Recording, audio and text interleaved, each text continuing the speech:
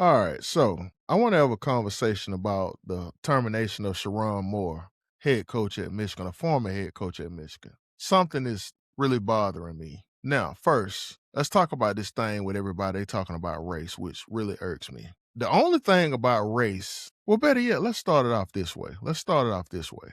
For people who don't know, Michigan, the University of Michigan is one of the richest schools, not only in the nation, but in the world. The endowment at Michigan is around $120 billion. That's a lot of money. In Jim Harbaugh's contract before he went to the NFL, it was listed that he wanted Sherrone Moore to become the head coach at Michigan if something happens to him. So, in other words, Michigan didn't look for any other coaches, it was already given to him.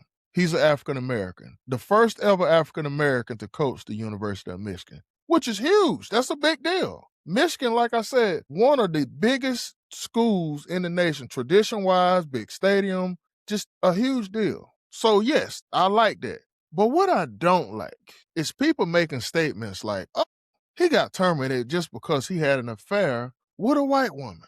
Folks, are you kidding me? Sherrone Moore and the lady allegedly made adult choices. It ain't got nothing to do with race. He knew in that contract, that if something like this happened, you're terminated with cause and you won't get paid.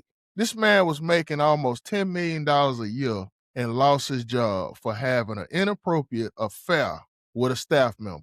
Of course he crashed out, but guess what? He made an adult decision just like she did and got himself involved in that. It ain't got nothing to do with race. So could you people, all social media links, I'm seeing the live, the group chats, stop with that nonsense. This ain't got nothing to do with race. It was an adult decision, a very bad adult decision. A family got hurt. Kids involved. Not only that, I mean, look at the players. The players just signed with this school last Wednesday, and there's rumors out that Michigan been knowing about this. So I'm hoping that they didn't go through with this knowing this just to get players to sign. By the way, it's a rule in the NCAA. If a coach get fired, regardless if you went to school or you just came in, guess what? You got the option to leave. So hopefully Michigan get this thing fixed before the transfer portal open. But as I said, miss me with all that other bullcrap social media because that's what it is, bullcrap. Please miss me with that. Miss everybody with that.